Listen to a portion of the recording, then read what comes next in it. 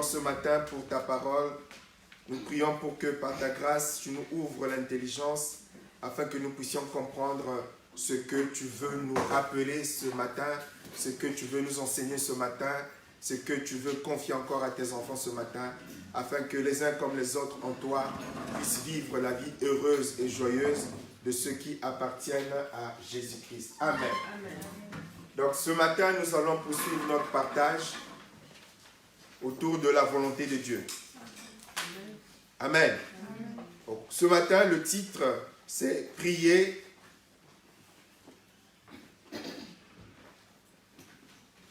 Ce matin, c'est « Être dans la volonté de Dieu pour l'exaucement ». La volonté de Dieu pour l'exaucement. Et c'est la suite donc du message de dimanche dernier qui s'appuyait sur ce passage qui se trouve dans 1 Jean chapitre 5, 1 Jean chapitre 5, donc c'est un rappel, c'est la suite. Si vous n'avez pas suivi dimanche dernier, vous irez sur la page, retrouvez l'enseignement de dimanche dernier, le partage. Donc 1 Jean chapitre 5, le verset 14, au verset 15, qui nous dit ceci. Nous avons de lui cette assurance que si nous demandons quelque chose selon sa volonté, il nous écoute. Hein, c'est l'apôtre Jean qui nous donne cette affirmation. Nous savons tous que nous aimons la prière et nous aimons que Dieu puisse nous exaucer. Mais Dieu voudrait que nous puissions avoir cet élément, ce paramètre important que beaucoup d'enfants de Dieu ignorent. Cette assurance, chacun va parler à Dieu en disant à Dieu, je veux être inspiré, je veux être exaucé. Mais il y a un paramètre indissociable si nous voulons être exaucés. Alléluia, ce qui est le souhait de chacun d'entre nous. La Bible dit qu'il faut que la chose demandée soit selon sa volonté. Amen.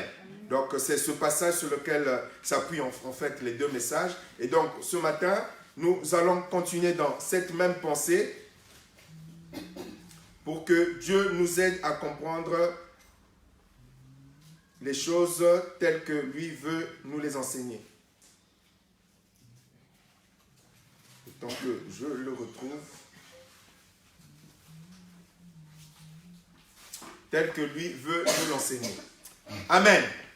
Donc, la volonté de Dieu. Prier pour être exaucé. Et il est important pour que nous puissions nous comprendre. Hein, la Bible dit que deux personnes ne peuvent pas marcher ensemble sans être convenues, pour que nous n'ayons pas à parler dans le vide. Il est important pour nous, ici, et pour ceux qui nous suivent, qui n'ont pas l'habitude de suivre nos partages, de repréciser ce qu'est la prière. Alléluia. Donc, lorsqu'on dit prier pour être exaucé, donc la prière n'a rien à voir avec la pratique habituelle des chrétiens qui consiste à demander. Quand la Bible dit de prier sans cesse, ce n'est pas dans le sens de demander. Le vrai sens de la prière, c'est une communication, un dialogue entre Dieu et son enfant. Amen. C'est une communication. C'est pour cela que l'apôtre Paul dit de prier sans cesse. La prière, c'est le moyen de communication. Si tu ne veux pas avoir mal au cou, peut-être il faudrait que tu te déplaces. Pour que nous n'ayons pas à prier pour toi à la fin du culte, ma soeur également.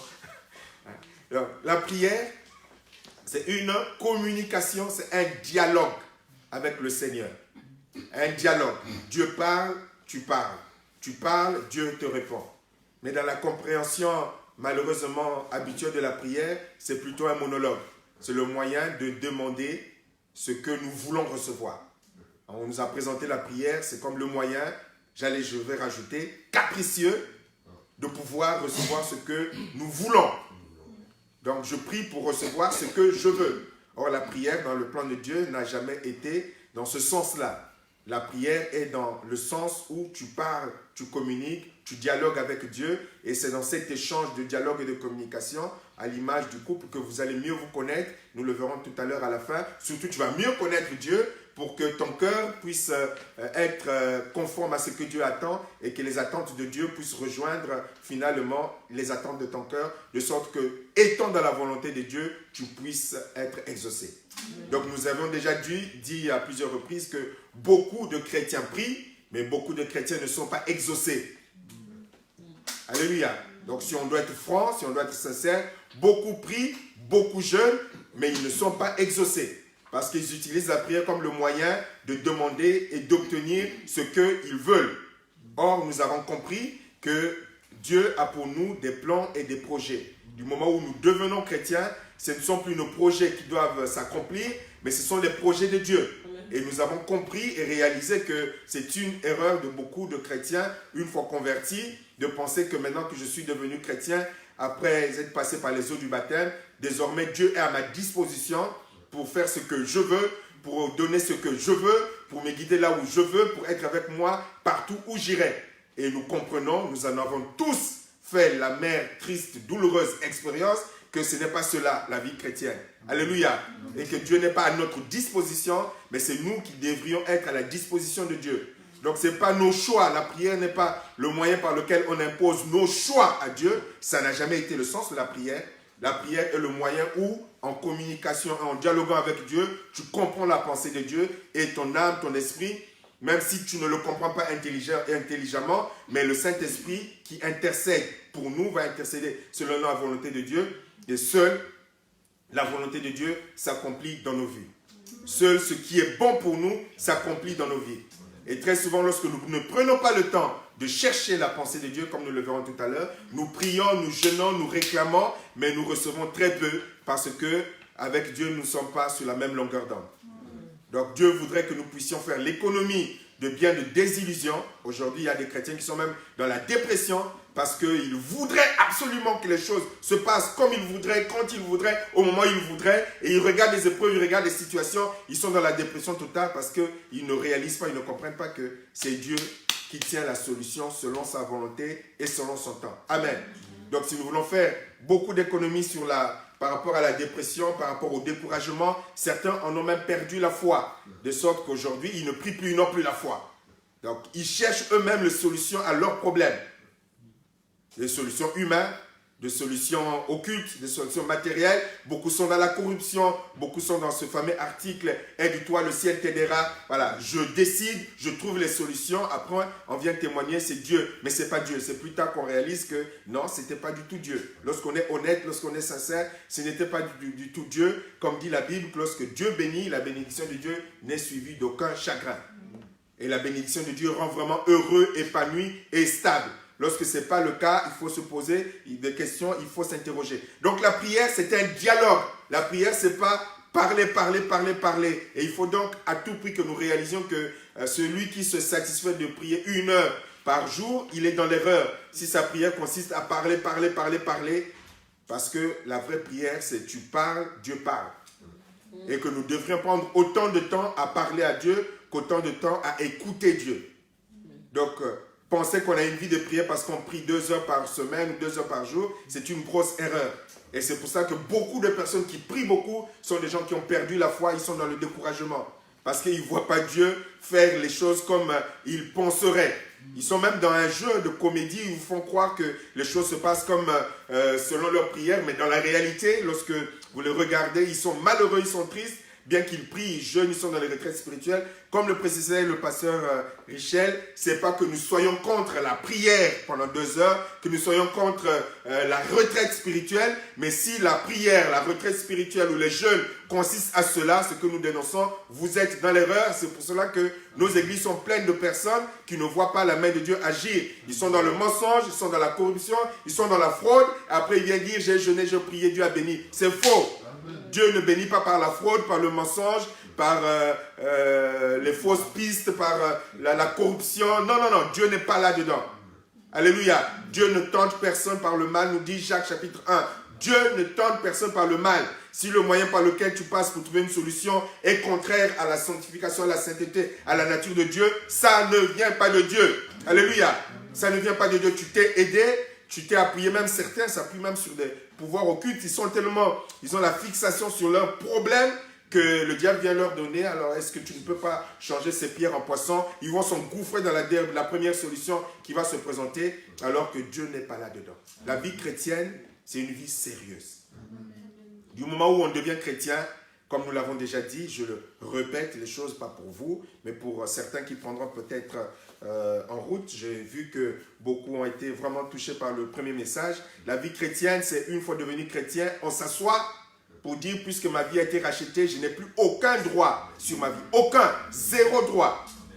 Toi qui as racheté ma vie, qu'est-ce que tu attends de moi? Amen. Alléluia.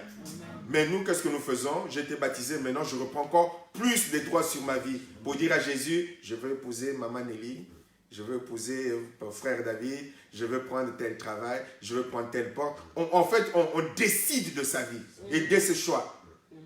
Mais Dieu n'a rien à voir là-dedans. Alors ça peut paraître spirituel, mais Dieu n'a rien à voir là-dedans. On prie, et après on impose, on n'a pas entendu Dieu, mais donc la première solution qui va arriver, c'est Dieu. Mais non, non. Et c'est pour cela que dans la réalité concrète des vies de beaucoup de chrétiens, c'est catastrophe sur catastrophe. Comme si Dieu jouait avec les vies de ses enfants, je donne, tu tombes, je donne. Dieu n'est pas capricieux, Dieu n'est pas comme ça. Il faut que nous ayons une vraie révélation de la nature paternelle, d'amour et de fidélité de Dieu. Pour comprendre que parfois les petites solutions que nous trouvons qui ne sont pas conformes à la volonté de Dieu n'est pas là-dedans. Bon, je me laisse conduire. Alléluia. Donc la Bible nous le dit clairement et nettement. Et donc, nous pouvons absolument connaître la volonté de Dieu. Et c'est ce que nous dit Colossiens chapitre 1, verset 9. C'est l'apôtre Paul qui le dit. Il y a 2 passages comme ça qui nous le dit. Colossiens chapitre 1, verset 9. C'est pour cela que nous aussi, depuis le jour où nous en avons été informés, nous ne cessons de prier Dieu pour vous et de demander que vous soyez remplis de la connaissance de sa volonté en toute sagesse et intelligence spirituelle. Alors, je vais ouvrir la Bible. Si vous avez les différentes versions, sinon je vais les lire. On n'est pas pressé. En tout cas, je ne suis pas pressé. Je ne suis pas là pour une prestation.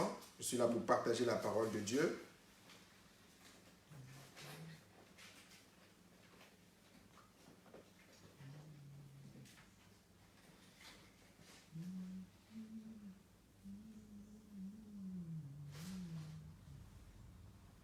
Alors,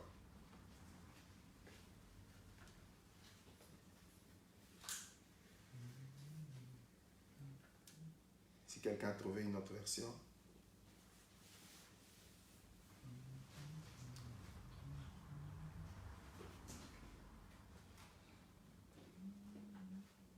Vous savez, lorsqu'on prêche, on a des batailles.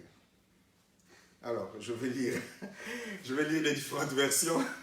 Et donc, parfois, il y a des choses qui apparaissent, mais on comprend tous ce qui se passe. Il y a quelqu'un qui n'est pas content. C'est pourquoi, donc, il y a une version qui dit, c'est pourquoi nous aussi, depuis que nous en connaissons ces nouvelles, amen, nous prions sans cesse. On va aller jusqu'à, parce que c'est important, pas que le verset 9, on va prendre aussi le verset 10 et 11. C'est pourquoi nous aussi, depuis que, donc, Colossiens 1, verset 9 à 11, C'est pourquoi nous aussi, depuis que nous connaissons ces nouvelles, nous prions sans cesse pour vous et nous demandons à Dieu de vous donner toute la sagesse et l'intelligence qui viennent de son Esprit Saint. Amen. Ainsi, vous pourrez connaître entièrement ce qu'il attend de vous, ou quelle est la volonté de Dieu. Amen. Vous pourrez vivre comme le Seigneur le veut et faire tout ce qui lui plaît. Vous accomplirez toutes sortes d'actions bonnes et vous connaîtrez Dieu de plus en plus. Sa puissance magnifique vous rendra fort pour tout. Alors vous résisterez et vous supporterez tout avec patience.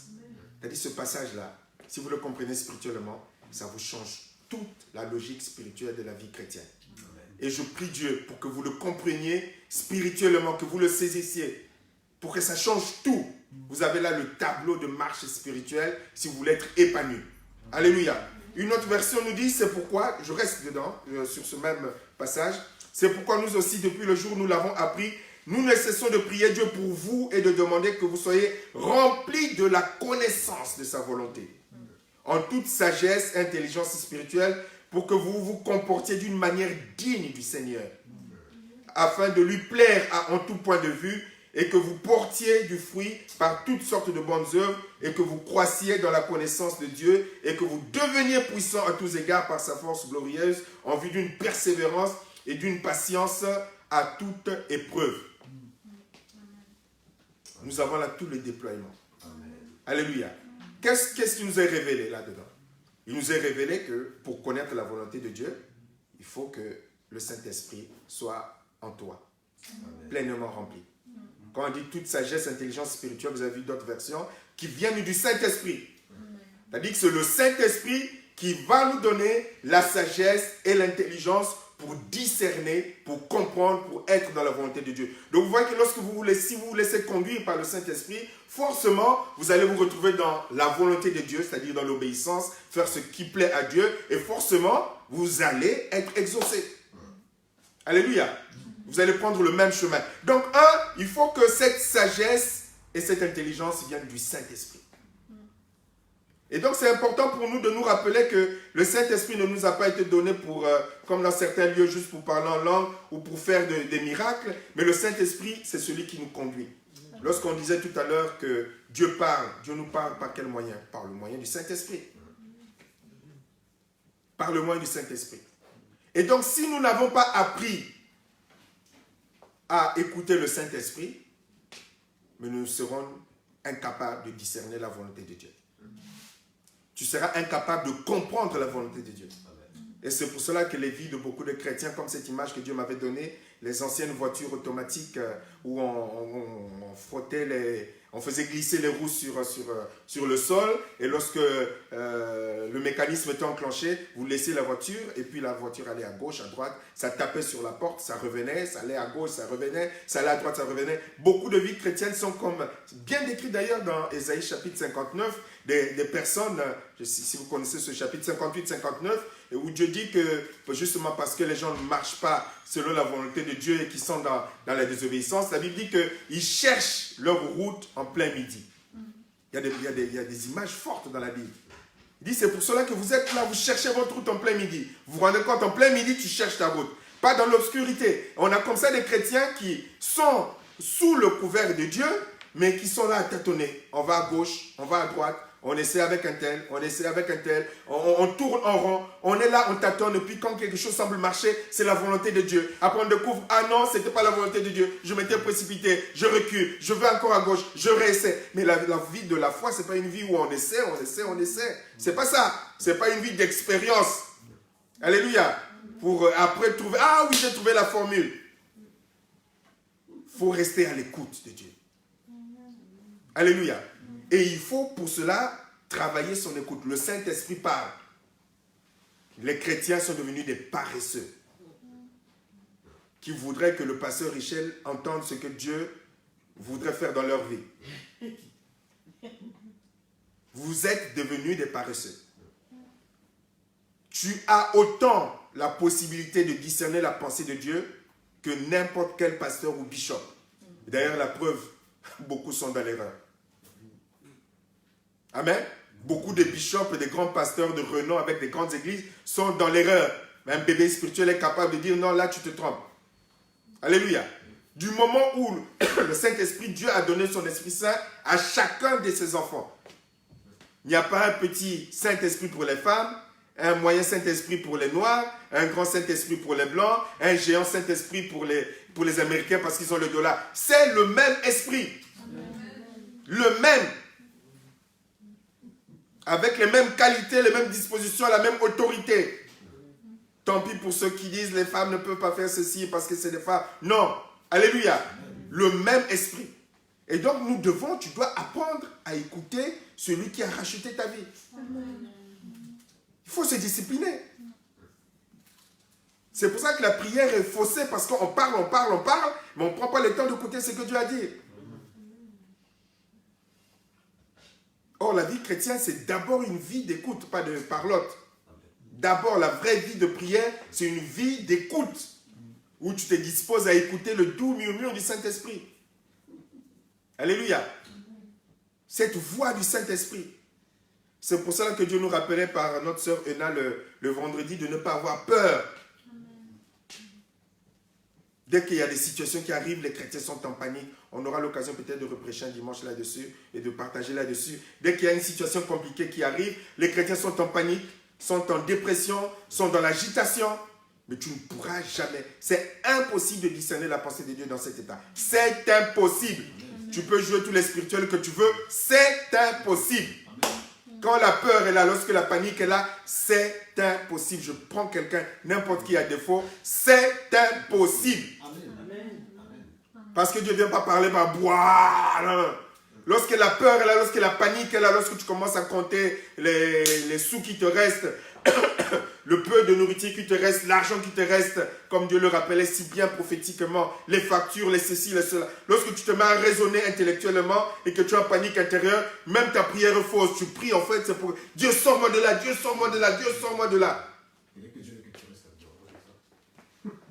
Mais Dieu a son plan, a ses projets.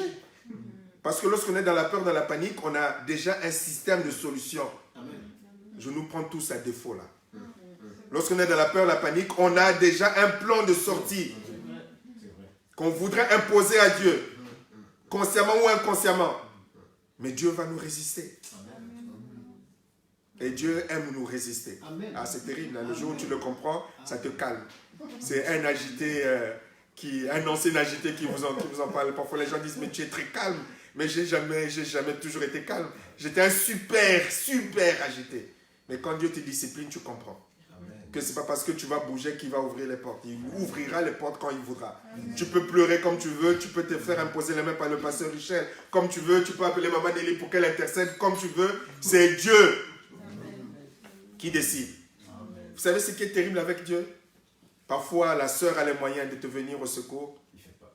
Mais si la sœur s'entête à vouloir t'aider, même ce moyen de secours qu'elle avait, Dieu bloque. C'est terrible, hein? Il ne faut pas jouer avec Dieu. Il a ses projets, ses plans individuels pour chacun de ses enfants. Alléluia. C'est pour cela que, comme je disais à quelqu'un hier, pour ne pas citer, qu'on peut donner tous les conseils qu'on veut, mais c'est la personne et Dieu qui décide. Est-ce que vous comprenez? Moi, je peux trouver que c'est plus logique que Maman Nelly prenne cette porte, mais celui qui connaît très bien Maman Nelly, c'est Dieu. Et Dieu peut dire, non, pas par cette porte, je sais par où je veux faire passer mon enfant, elle va passer par l'autre porte. Mais Seigneur, nous aimons les raccourcis. Amen. Mais Dieu, ce n'est pas un Dieu des raccourcis. Amen. Alléluia. Mais il faut qu'on le comprenne. Si tu ne l'as pas compris, tu vas avoir chaque fois des désolations. Tu vas te fâcher avec Dieu. Tu vas hurler contre Dieu. Dieu, ce n'est pas le Dieu des raccourcis. Il ne va pas te sortir du désert pour aller à la terre promise. Ou de l'Égypte pour aller à la terre promise. Il va dire, tu vas d'abord passer par le désert. Mais comment ça par le désert? Comme le dit un film, quel est ce général qui sort son peuple et qui l'amène dans le désert? Ce n'est pas un bon Dieu celui-là. Ça ne peut pas être Dieu. Ben oui, c'est Dieu. Tu sors par de l'Égypte. Tu as beaucoup souffert, Nelly? Oui, Seigneur. Tu as été bien frappé par l'Égyptien? Oui, Seigneur.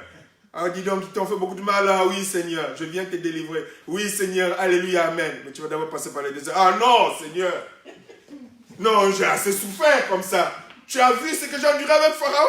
Je vais encore passer par le désert. Je veux aller à Canaan, là où tu as promis à mon grand-père, Abraham, je dois aller à Canaan. J'ai dit, mais Nelly, je te connais mieux que toi-même, tu n'es pas encore prête.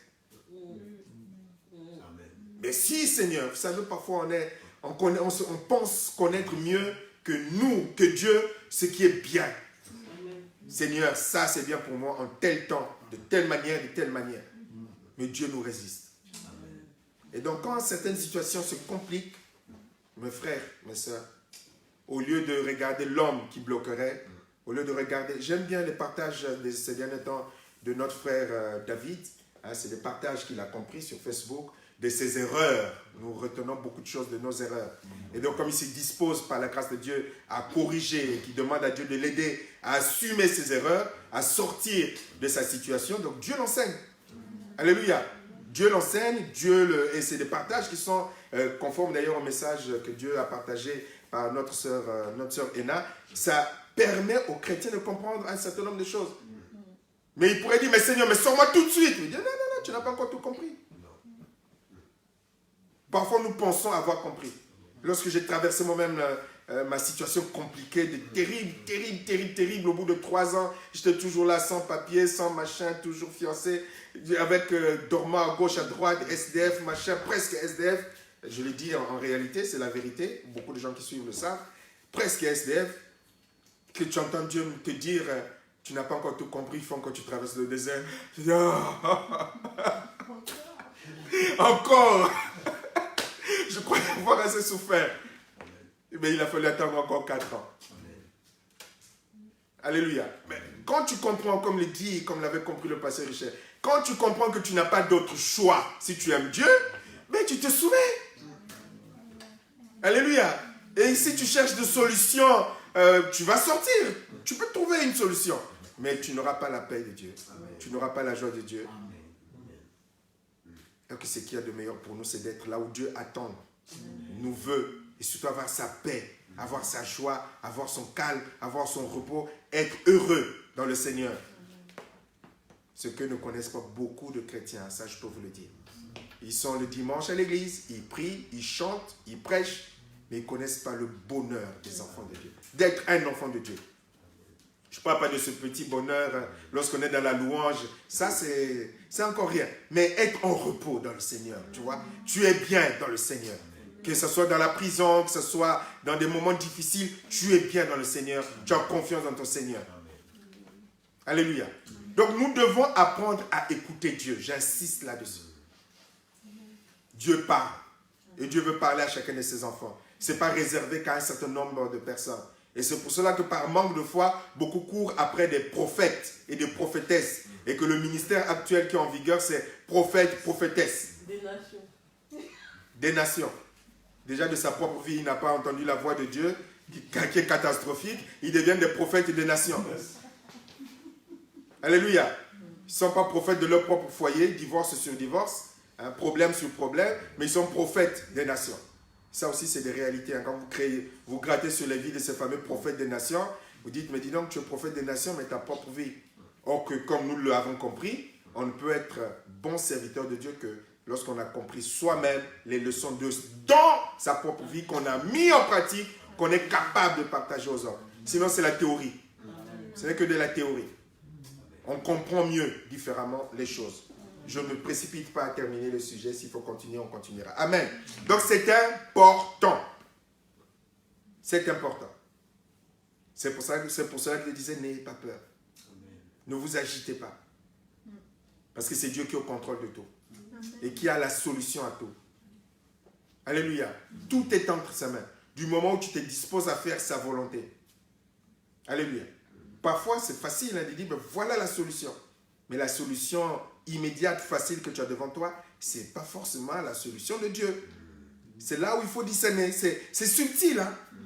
Pour nous, le problème serait réglé en faisant tel choix, Mais Dieu a son plan.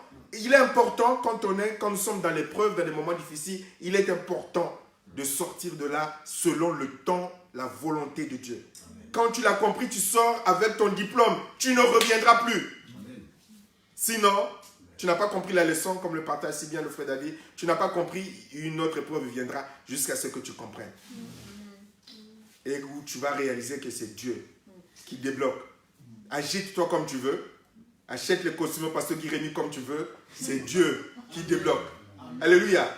Ça, je vous le dis, hein, c'est quelqu'un qui l'a réalisé qui vous le dit. Hein, c'est Dieu qui débloque.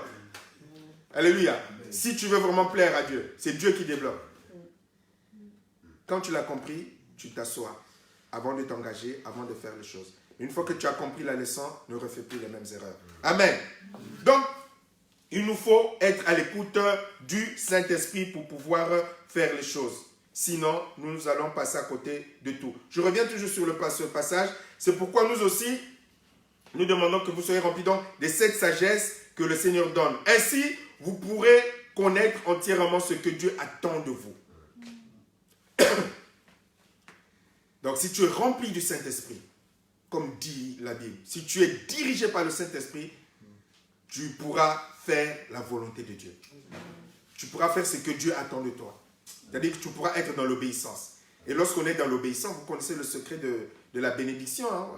Si tu es dans l'obéissance, tu vas rencontrer les bénédictions. C'est pour cela que nous insistons souvent là-dessus.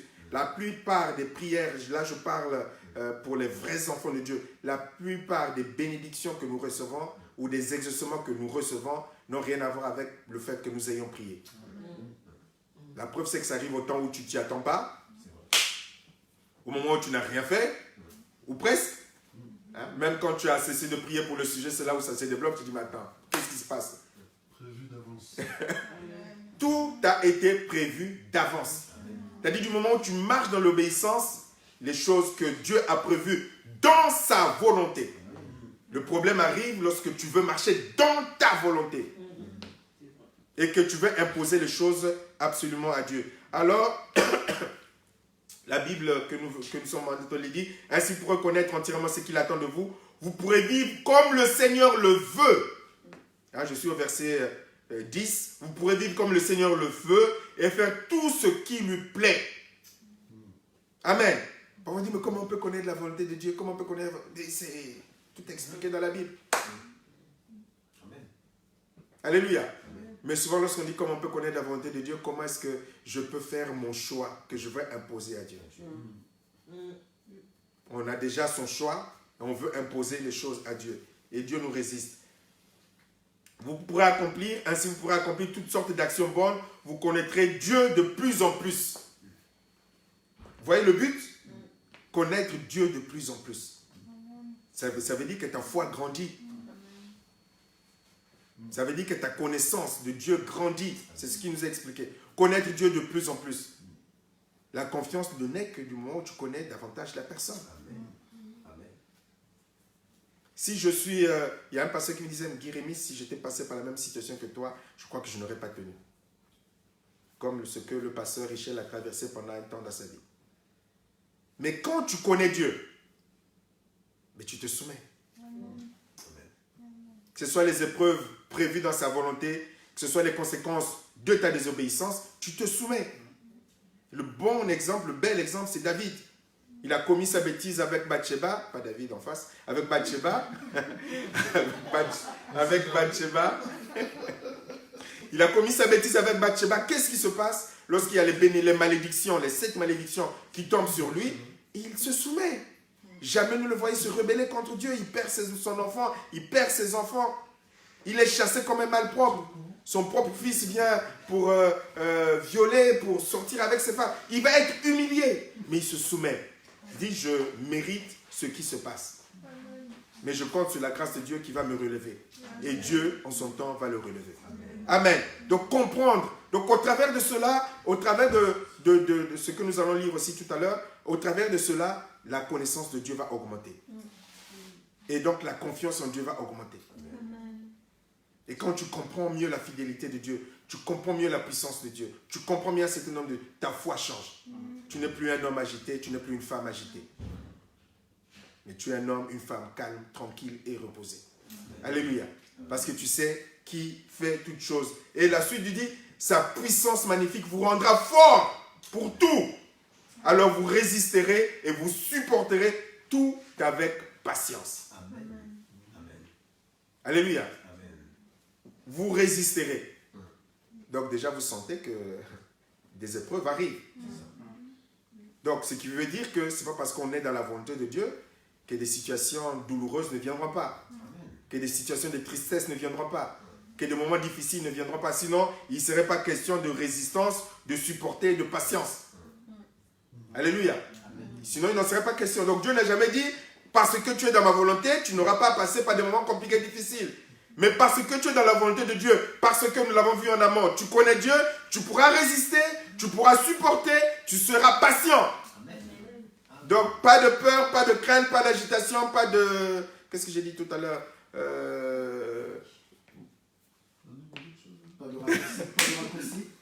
Pas de raccourcis. On ne perd pas la tête. Parce que beaucoup de chrétiens perdent la tête lorsque les moments compliqués arrivent. Alléluia. Pas de dépression. Parce que beaucoup de chrétiens deviennent dépressifs. Alléluia. Les prières de la dépression. Je ne me moque pas, mais c'est pour qu'on puisse identifier, être capable de voir que mais ta prière là, c'est une prière de dépression là. Ce n'est pas une prière de foi, mais une prière de dépression. Alléluia. À la rigueur, arrête de prier dans le sens de présenter des requêtes, mets-toi dans la louange et dans l'adoration. Alléluia. Pour retrouver d'abord le bon niveau, parce que là, c'est la dépression, c'est... Tu écoutes, tu ne peux plus les arrêter, tu peux là, ça parle. Tu essaies de mettre la parole de Dieu devant, c'est pas possible. Tu essaies d'expliquer ceci sur Dieu, c'est pas possible. Bah, ça parle, et tu discernes que la personne là, tu laisses passer, tu laisses couler, puis plus tard, tu pourras reparler avec la personne. Amen. Donc, il nous faut être remplis du Saint-Esprit, il nous faut être conduits par le Saint-Esprit, et nous savons tous que, comme le Seigneur Jésus-Christ le dira dans Jean chapitre 17, verset 17, sanctifie-les par ta parole est la vérité. Ou une autre version dit, fais qu'ils soient entièrement à toi par la vérité, ta parole est la vérité. Et le Seigneur le dira encore que dans Éphésiens chapitre 6 au verset 17, que la parole de Dieu est l'épée du Saint-Esprit. Mais en tout cas, une chose est certaine, c'est indissociable à la parole de Dieu. Donc, en toute sagesse et intelligence spirituelle qui vient du Saint-Esprit, le Saint-Esprit va te conduire où? Dans la parole de Dieu. Amen. Où est-ce que le Père est révélé? Où est-ce que tu vas mieux connaître Dieu? Si ce n'est dans la parole. Où est-ce que tu vas avoir la foi pour résister et pour être patient? Si ce n'est au travers de la révélation de ce que le Père, de celui que le Père est au travers de la parole.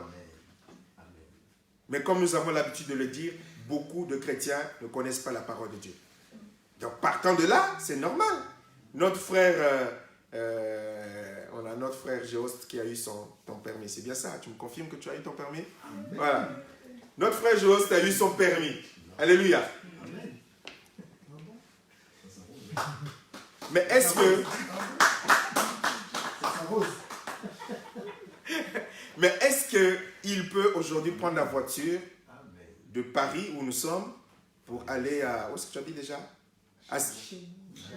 À Cherbourg, sans GPS ou sans respecter le code de la route ou sans plan? Est-ce qu'il est capable de le faire? Même s'il maîtrise la voiture. C'est impossible. Et c'est pour cela qu'il faut absolument connaître la parole de Dieu pour que le Saint-Esprit te conduise et te dirige.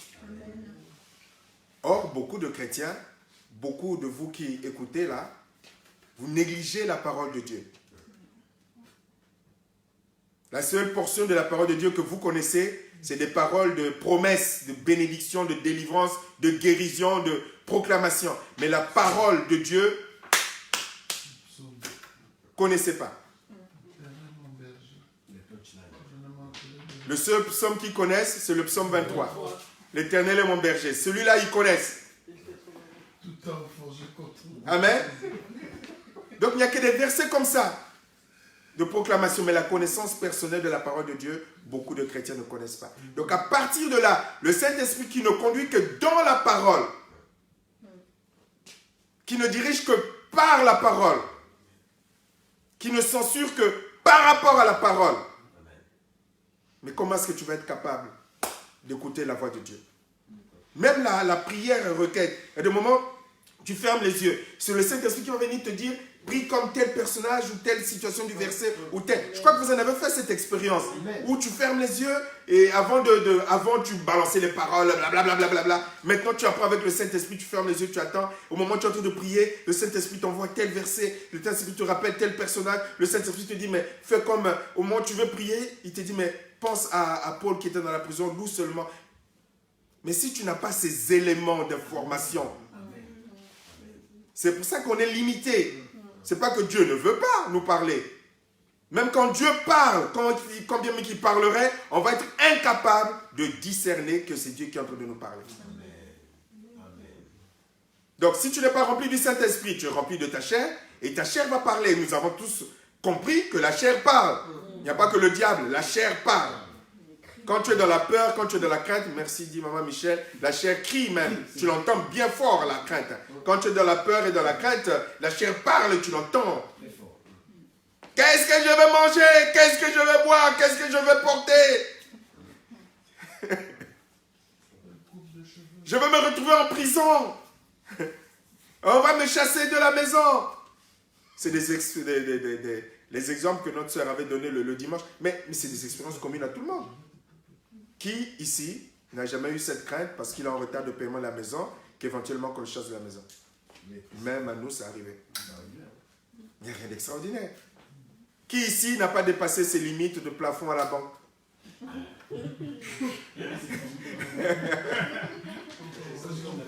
Nous avons tous fait des erreurs. Alléluia. On a tous fait des erreurs de gestion.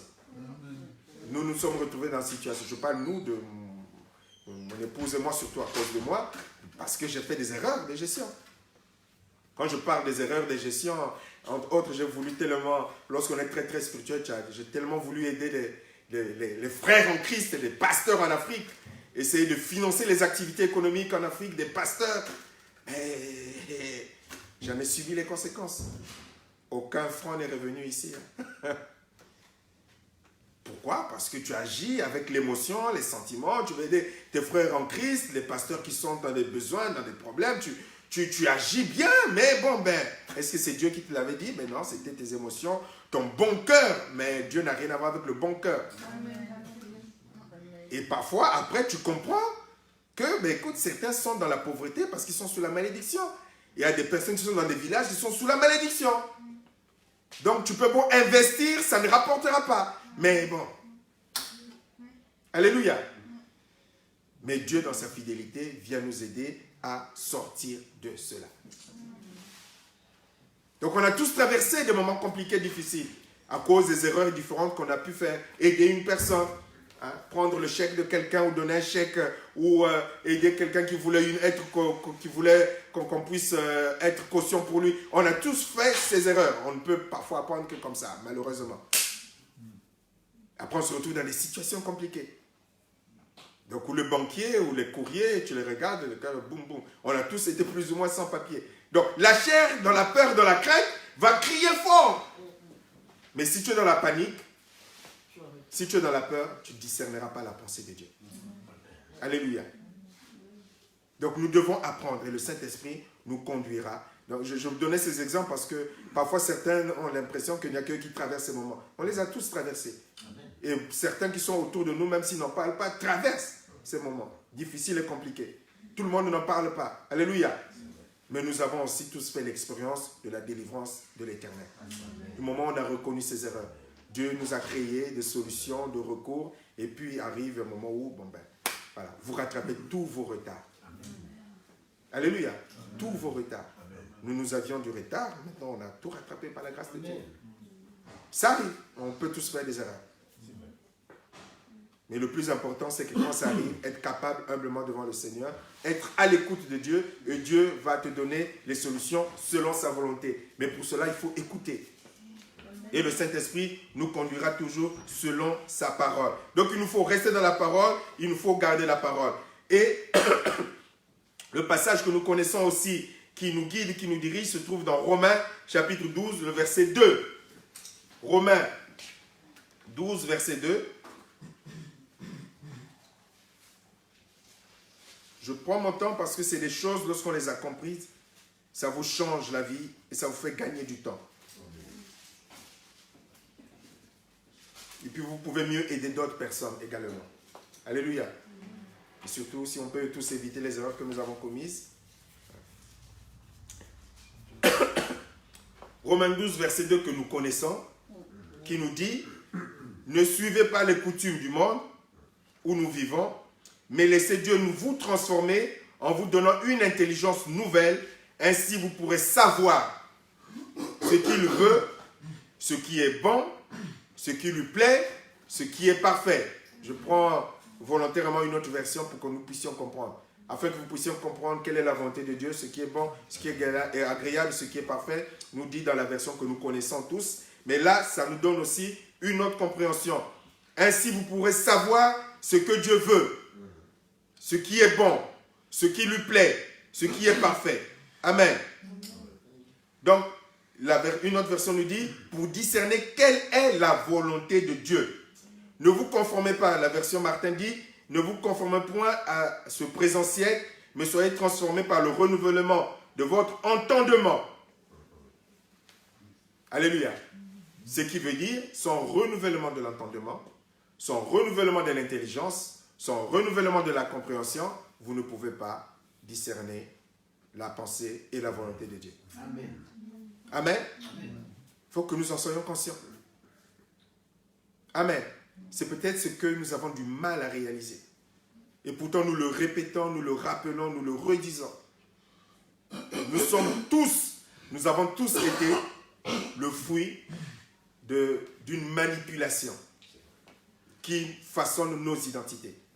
Je parle en présence de quelqu'un qui est dans les médias, qui peut me le confirmer, et qui l'a déjà dit, ce sont les médias qui nous façonnent. Je parle du pasteur Richel en le disant. Façonnés par les médias. Façonnés par la télé. La sœur Cétri donnait cet exemple en disant parfois on se crée des problèmes soi-même parce qu'on a une image de ce que le couple doit être. Donc le mari qui rentre du travail rentre avec les fleurs. Doit rentrer avec les fleurs. Elle en a parlé. Mais c'était un exemple puissant et parlant. Ça m'a marqué. Ça existe pas mal Amen. Non mais c'est pour dire. Hein, c'est pour dire. Suivez s'il vous plaît. C'est pour dire comment est-ce que nous pouvons nous faire avoir bêtement. Des couples sont détruits. Des vies sont détruites. Parce qu'on n'a pas pris conscience que notre système de valeurs, notre système de principes est le fruit d'une manipulation diabolique par la télé, par les informations, partout. Une preuve simple. Il fut un temps où en Afrique, on ne parlait pas de... Comment ça s'appelle là, le 14 février, comment ça s'appelle? De Saint-Valentin. À notre époque, on ne parlait pas de Saint-Valentin. Et puis je suis reparti 5 ou 6 ans ou 7 ans après, dans un pays que je nommerai pas pour ne pas me faire fusiller, et pour réaliser qu'après presque toute l'Afrique noire est intoxiquée, Saint-Valentin c'est même devenu plus important qu'en Europe. Plus important. Mais ça vient d'où? Même les pays musulmans.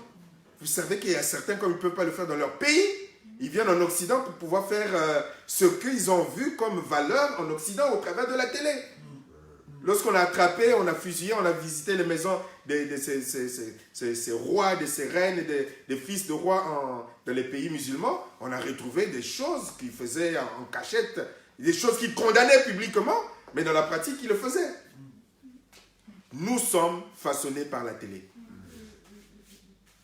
Et prends garde que ton système de valeurs, ton système d'appréciation, ton système de principe ne soit que le fruit de ce que la télé t'a donné. Tu attends du mari comme un tel, tu attends de la femme comme un tel. Là encore, je parle en connaissance de cause. Je suis d'une famille où il y a j'ai beaucoup de femmes, beaucoup de sœurs. Je suis l'avant-dernier. Donc, tous les romans photos que mes sœurs lisaient, je lisais. Tous les romans d'amour que mes sœurs lisaient, je lisais. Amen. Donc, j'ai lu presque tout, du plus sale au plus propre, le plus propre étant la Bible.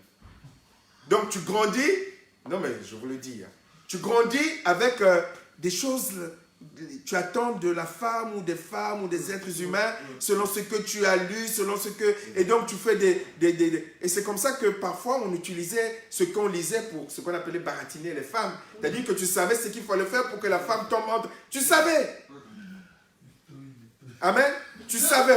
À notre époque on appelait ça le baratin. Tu savais. Alléluia. Donc quand tu savais ces choses, et c'est comme ça que même beaucoup de chrétiens se font avoir. Il y a une qui disait, mais pourquoi au milieu de toutes ces femmes, il n'y a que moi qui l'ai venu voir pour me dire qui m'aime. Tu dis, mais quoi, tu t'appuies sur ça? Tu t'appuies sur ça? Oui, il y avait plusieurs femmes qui étaient là, mais il n'y a que moi qui l'ai venu voir. Tu dis, mais Seigneur. Alléluia. Et regardez aussi parfois ces séminaires sur comment entretenir un homme, comment entretenir un foyer, rien que de la sensualité, rien de spirituel, que de la sensualité. Tu dois porter ceci tu dois porter cela tu dois faire ceci quand ton mari rentre. Rien que de la sensualité, que de la chair. Je sais que ça ne plaît pas beaucoup, mais ça n'a rien à voir avec la pensée de Dieu.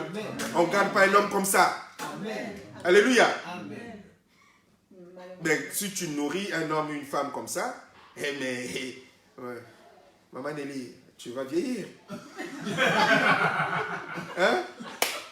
Si tu as habitué ton mari à ça, quand il va voir que Maman Nelly n'a plus le même état, il va chercher ce à quoi il a été nourri.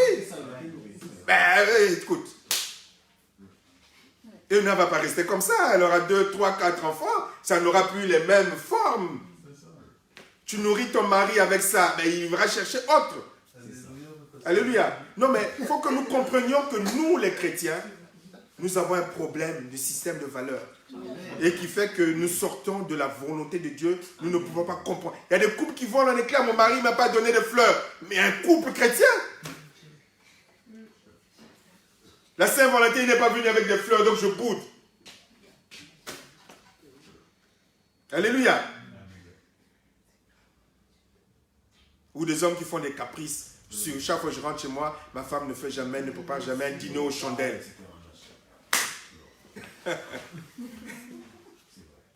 Alléluia. Nous avons été fabriqués par les médias. Même parfois des habits que nous portons, les machins. On est manipulés. Regardez ce qui se passe avec l'homosexualité. Plus ça passe dans les médias, plus c'est banalisé. Et au collège, les enfants maintenant le trouvent normal. Parlez avec vos enfants, ils vont vous le dire. C'est vrai. Je parle du collège. Certainement l'école primaire, c'est devenu normal. C'est dans le programme. Alléluia. Et donc là je parle des enfants pour Dieu, mais si on ne rentre pas les enfants dans la parole de Dieu, pour qu'ils comprennent, mais ça va être normal pour eux, tu vas te réveiller quand? C'est pour ça que je suis sévère la fois où j'ai même pris la parole à Cyrus Ministère. Il dit, bon voilà, on a appris, on a entendu, on a compris, mais on fait quoi? Pendant ce temps, les enfants, on fait quoi? Donc, si nous-mêmes, nous sommes dans ces systèmes de valeurs, parce que maintenant, sur Telenovela, il faut porter des habits tellement serrés qu'on peut même, je parle ouvertement, on peut même voir la forme du sexe. Et toi, chrétienne dans la louange ou chrétien dans la louange, tu viens aussi, je m'habille comme ça, et puis tu as des enfants, des filles dans ta famille. Et quel exemple tu donnes? Alléluia. Quel exemple? Tout ça parce qu'on a vu à la télé, on a vu tel acteur, tel machin, tel... Et après, nos vies sont bloquées. Je ne comprends pas pourquoi est-ce que Dieu ne débloque pas. Mais tu n'as pas été renouvelé dans ton intelligence. Tu n'as pas été renouvelé dans ta compréhension des choses. Tu n'as pas été renouvelé. Donc tu ne peux pas comprendre ce que Dieu attend de toi. Tu pries, mais tu ne peux pas entendre ce que Dieu attend de toi. Ton cœur est rempli des valeurs du monde. Le système des valeurs du monde, des principes du monde. La preuve, c'est que ta vie spirituelle fait naufrage. Il ne faut pas chercher loin. Tu fais semblant, mais ta vie spirituelle fait naufrage. Alléluia. Quand tu es seul à seul, ta vie spirituelle fait naufrage. Comme notre frère David a si bien partagé, tu nourris la chair, mais le spirituel, il va mourir. Il va mourir. Et c'est comme ça qu'après, parfois, dans certains couples, on tombe dans l'adultère. le mari n'est pas comme un tel qui fait ceci. Mais le collègue du boulot, comme nous, dans l'époque où on était dans le monde, on sait comment avoir une femme. Quel système de... C'est facile, ça n'a rien de compliqué. Surtout donc que tu tends l'oreille que tu es en train de te plaindre de ton mari. On va jouer un rôle. On va jouer un rôle. Et après, ah tiens, le couple a volé en éclats. Lui au moins, il n'est pas comme toi qui est... Et après, on découvre qu'une fois que tu as coupé ton oreille de ton mari, tu vas faire la même expérience. Je pensais qu'il m'aimait. Ah! Pourquoi? Parce que nous devons comprendre que notre système de pensée doit changer. Renouvellement de l'intelligence. Si tu veux comprendre Dieu, il faut que tu enlèves le monde de ta tête. Tu enlèves le monde de ton cœur. Il faut que tu enlèves les pratiques traditionnelles, culturelles de ta tête et de ton cœur et que tu mettes la parole dans ton cœur. Je serre ta parole dans mon cœur afin de ne pas pécher contre toi, ô Éternel. Ta parole est une lampe à mes pieds, une lumière. Alléluia. Sur mon sentier. Mais est-ce que tu as pris conscience de cela? Est-ce que tu as pris conscience que tu ne dois pas te conformer à ce siècle?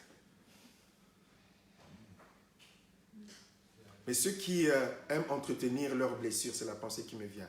Ceux qui aiment entretenir leurs blessures du passé, leurs souffrances du passé, les trahisons amoureuses du passé, ils ne peuvent pas accepter ce que je suis en train de dire. Parce qu'ils cherchent comme une revanche par rapport à la vie. J'ai souffert, l'homme là ne faisait pas attention à moi. Donc maintenant que je suis marié, il faut que cet homme soit conforme à mes attentes selon je ne sais pas trop quelle rêverie dans la tête. Et donc quand ça ne se passe pas comme selon nos rêveries dans la tête, allez, crise dans le foyer. Crise. Alléluia. Crise totale. Mais que Dieu nous aide. J'insiste souvent sur le foyer parce que c'est un couple en crise. Il y a des enfants qui subissent les conséquences. Et comme beaucoup de couples chrétiens sont irresponsables, comme je l'avais dit, au point de se disputer, de régler leurs problèmes par enfants interposés.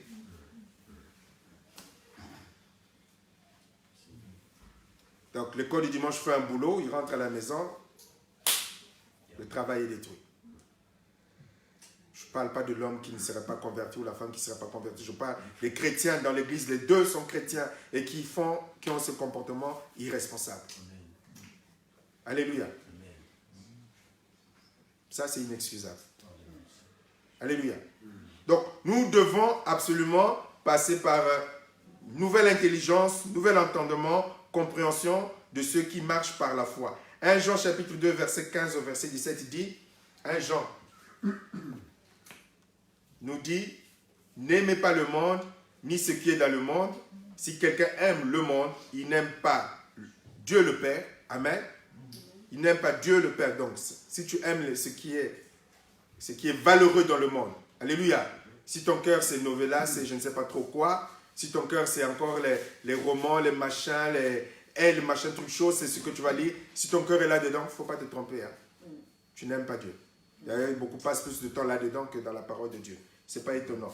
Il n'aime pas Dieu le Père. Voici ce qu'on trouve dans le monde, les mauvais désirs que chacun porte en soi, l'envie de posséder ce qu'on voit, l'orgueil qui vient de la richesse. Eh bien, tout cela ne vient pas du Père, mais du monde. Le monde ne dure pas et les mauvais désirs ne durent pas non plus. Mais celui qui fait ce que Dieu veut, celui-là vit pour toujours.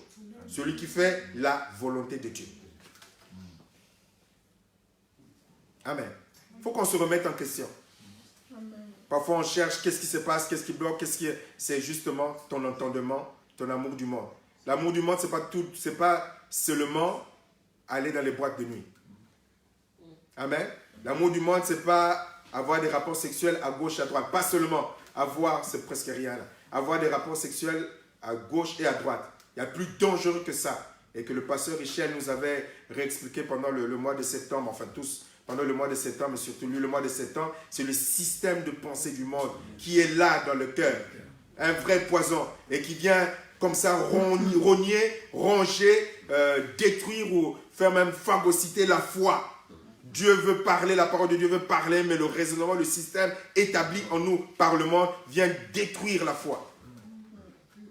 Et à partir de là, on ne peut pas s'épanouir spirituellement. on ne peut pas aller de l'avant spirituellement. Mais tout le monde le fait. C'est normal. Un tel l'a fait. C'est maintenant comme ça. Il faut être moderne. Mais seulement Dieu, la parole de Dieu, elle ne change pas. Elle ne change pas. Le mensonge reste le mensonge, la fraude reste la fraude, la tromperie reste la tromperie. Tout ce que vous voulez qui n'est pas conforme, ça ne change pas. Donc à partir de là, tu ne pourras jamais comprendre la volonté de Dieu. Impossible. Tu prieras en vain, tu tâtonneras, mais tu ne comprendras pas quelle est la volonté de Dieu et tu ne pourras pas absolument être exaucé dans ce que tu fais. C'est pour cela, la Bible nous dit, fais de l'Éternel tes délices et il te donnera ce que ton cœur désire. Alléluia. Le psaume 37, verset 4. Fais de l'Éternel tes délices et il te donnera ce que ton cœur désire. Après, recommande ton sort à l'Éternel, mets en lui ta confiance, il agira. Verset 5, suivant. Amen. Fais de l'Éternel tes délices.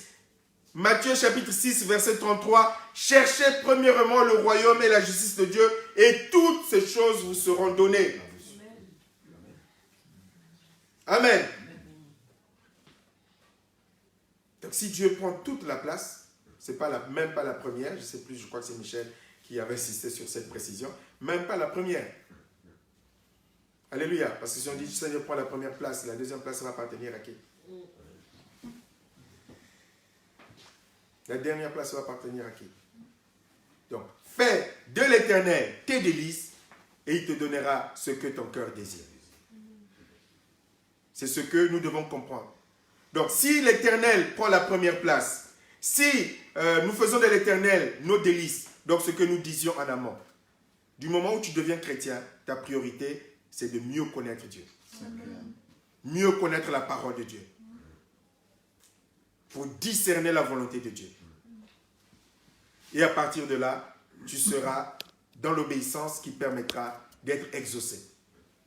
Et souvent même, tu n'auras même pas besoin de prier. Les choses sont prévues d'avance. Les bénédictions sont prévues d'avance.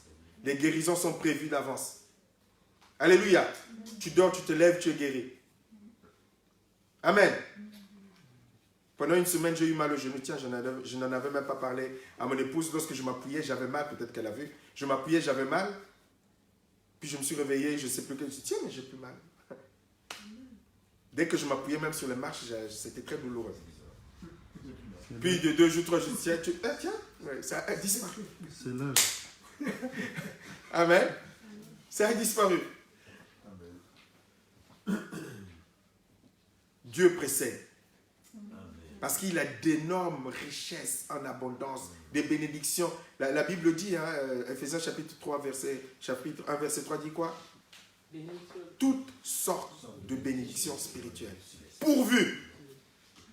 Toutes sortes de bénédictions spirituelles. Mais à condition, Ephésiens chapitre 1, verset 3. À condition que nous marchons selon ce qu'il attend de nous.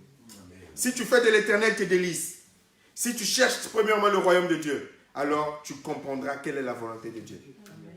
Et alors tu marcheras forcément dans l'exaucement. Et tu gagneras du temps. Parce que le secret de toute chose, dans tout ce que nous venons de voir là, ça ne parle que d'obéissance. Amen. Amen. Ça ne parle que d'obéissance. Ça ne parle que de sanctification. C'est-à-dire qu'on se met à part pour Dieu. C'est cela la sanctification. Quand le Seigneur dit sanctifie-les par ta parole, mets-les à part, c'est-à-dire que du moment où tu te mets à obéir à la parole de Dieu, tu ne vas plus être avec les autres, tu ne vas plus faire comme les autres. Tu vas être du groupe de ceux qui sont à part pour Dieu. C'est cela la sanctification. Amen. On se met à part pour Dieu. On se réserve pour Dieu. Donc dispose ton cœur à faire de l'Éternel la place principale, l'entière place. Amen. Et à partir de là, tu verras ta vie va aller de là. Tu ne tâtonneras plus. Et surtout, tu seras heureux et épanoui. Moi, je plains les chrétiens qui ne sont pas heureux et épanouis. Alléluia. Ça, c'est ce que j'ai connu avant de connaître le Seigneur. C'est pour ça que, entre autres, on vient au Seigneur pour que sa paix, sa joie, son bonheur nous inondent. On n'est plus là à tâtonner, là, quel est le sens de ma vie, où est-ce que je vais, où est-ce que... Je ne parle pas du moment où on traverse des épreuves, où on traverse le désert. Ce n'est pas de ça que je parle. Alléluia. Hein, quand tu traverses le désert, tu es obligé de t'interroger quelle est la pensée de Dieu. Je ne parle pas de ça. Mais dans ce désert, tu sais que Dieu est avec toi. Alléluia. Quand tu auras besoin de boire, il y aura de l'eau. Quand tu auras besoin de la manne, il y aura la manne. C'est-à-dire que tu auras des signes d'approbation que Dieu est avec toi. Alléluia. Mais pas le désert où tu es en train de mourir de faim, de soif, de... Que Dieu nous aide. Amen. Beaucoup de chrétiens tournent en rond, mais Dieu ne veut pas que nous tournions en rond. Ils jeûnent, ils prient, ils réclament 40 jours de jeûne, 5 jours de jeûne pour réclamer, pour arracher les bénédictions. On n'a rien à arracher. Ça tombe, c'est prévu, préparé d'avance. D'avance. Et Dieu lui-même conduira pour que nous puissions connaître le bonheur des enfants de Dieu. Je terminerai par ce passage d'Éphésiens chapitre 5 verset 17 qui dit « C'est pourquoi ne soyez pas inconsidérés, mais comprenez quelle est la volonté de Dieu. » Amen. D'autres versions disent « C'est pourquoi ne soyez pas stupides, ne soyez pas sans intelligence, ne soyez pas sans prudence. » Tout un programme. Amen. Stupide, c'est-à-dire que la solution, là, boum, tu bondis. Prudence, tu ne prends pas le temps de discerner, c'est ce que tu attends de moi, Dieu. Sans intelligence, bêtement, tu rentres dedans. Mais comprenez quelle est la volonté de Dieu. Amen. Prends le temps. Prends le temps pour toi-même. On peut donner les conseils, mais c'est toi qui décides. Il n'y a que toi et Dieu qui pouvez comprendre quelle est sa volonté dans ta vie. Amen. C'est pourquoi ne soyez pas inconsidérés, mais comprenez quelle est la volonté de Dieu. Je prie que le Saint-Esprit vous éclaire, que vous puissiez gagner du temps et que vous soyez capable après de témoigner que j'ai compris ce que Dieu voulait me dire. Maintenant, je vais faire de la priorité des priorités l'étude, la méditation de la parole, pour que le Saint-Esprit m'enseigne à mieux connaître Dieu et que mon cœur se discipline et qu'ainsi je puisse rentrer dans le plan de Dieu pour moi, le projet de Dieu pour moi. Parce que Dieu a pour moi des projets de bonheur et de paix. Amen. Dieu a pour toi des projets de bonheur et de paix, comme le dit Jérémie, verset 29, verset 11. Mais tout dépend de toi. Tout dépend de toi. Ça ne dépend plus de Dieu. Dieu a tout accompli. Tout dépend de toi. Veux-tu faire de l'éternel tes délices? Veux-tu chercher premièrement le royaume et la justice de Dieu? Veux-tu que le Saint-Esprit te libère des valeurs, des principes, de la vision, du discernement du monde que tu as dans ton cœur? Remplis la parole. Remplis, que la parole de Christ habite abondamment dans ton cœur. Que nos exhortations soient des exhortations bibliques et non pas des exhortations selon la sagesse, les principes du monde. Le monde a une fausse sagesse. C'est de l'eau empoisonnée, du pain empoisonné. Mais que la parole soit au centre. Et tu verras, tu découvriras, tu témoigneras de l'amour, de la fidélité authentique de Dieu. Et comme j'aime à le dire, tu auras un témoignage personnalisé où tu pourras dire comme Job, mon oreille avait entendu parler de toi. Maintenant, mon œil te voit. Amen. Alléluia. Lèvons-nous pour la prière. Merci Seigneur.